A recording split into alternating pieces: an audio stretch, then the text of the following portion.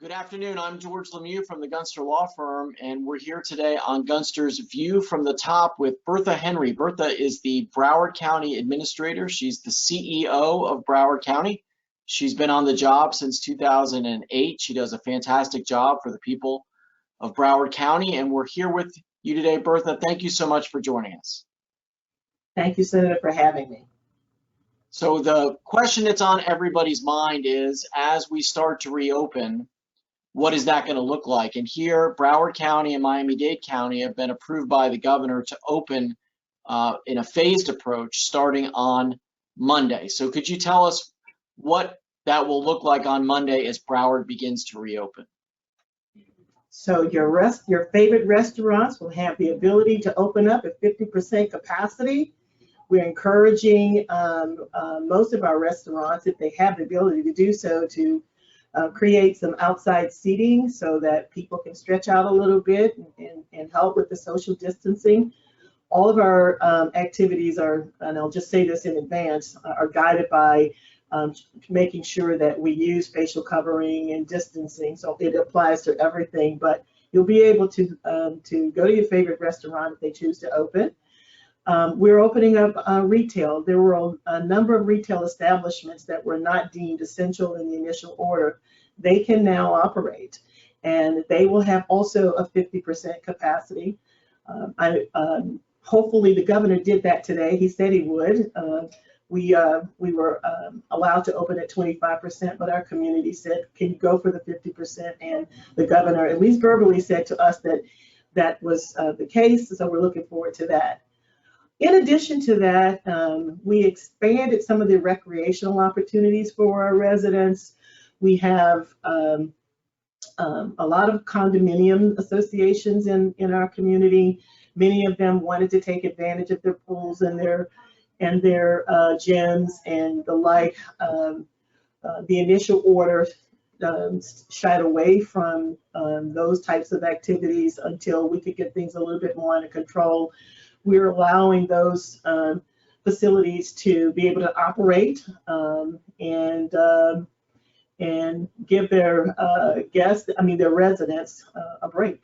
So that's the large, the most comprehensive of the areas that we opened up. And that's a big change for us. So what did you see? What did the county commission see in terms of what was happening with the number of cases in Broward County that gave you the comfort to go to this phase one? So again, we have been using the guidance that was issued by the CDC and the federal government, and it really talks about downward trends in your cases over a 14-day period. It also talked about your ability to test it and including antibody testing. It talks about your ability to have your ratio of total case positive test to your full test to be on a decline. And we met, there was about 5 criteria. We met them all, or we are very poised to meet them all. So we felt like it was time to start limited opening up of Broward County. Well, we have seen that flattening of the curve and the decline in the new positives, so that's very encouraging. What about for people who want to visit Broward County? What's the status of airplanes coming in? Can people stay at hotels? What does it look like for people who might want to visit here? So let's talk about our airport. Our airport and our seaport and just in general, our tourist activity really took a big hit.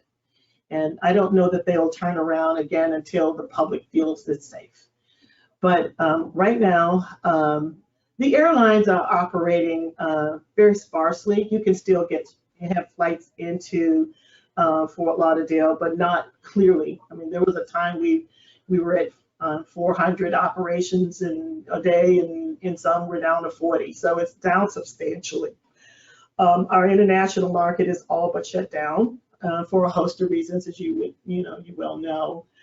So with respect to people flying into our community, there is a slight, the governor will have to give us a little bit more breather. Today, The hotels are not able to take new reservations. They have not been closed, but they were there supporting the mission. So individuals that need to be isolated, and we have a lot of resources from the feds and the state to help us with this. So they've been helping us in so many different ways, but it'll be just a little bit longer before they're able to take new reservations for people who want to be here to vacation. Well, we'll look forward to that. Let me finish up with this.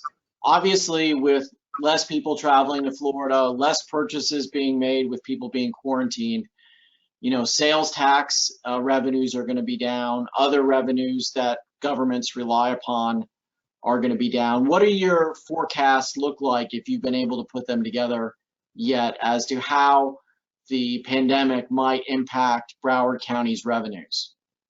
So our budget is about a little less than $6 billion on an annual basis, and a lot of that is made up from your airport, seaport, and your convention and visitors bureau. They all have taken a huge hit, and they're coming back very, very, very slowly. So we are going to assume that if we can hold steady with the first 6 months of revenue, because we've always managed our budget prudently, so we have reserves to help us out there.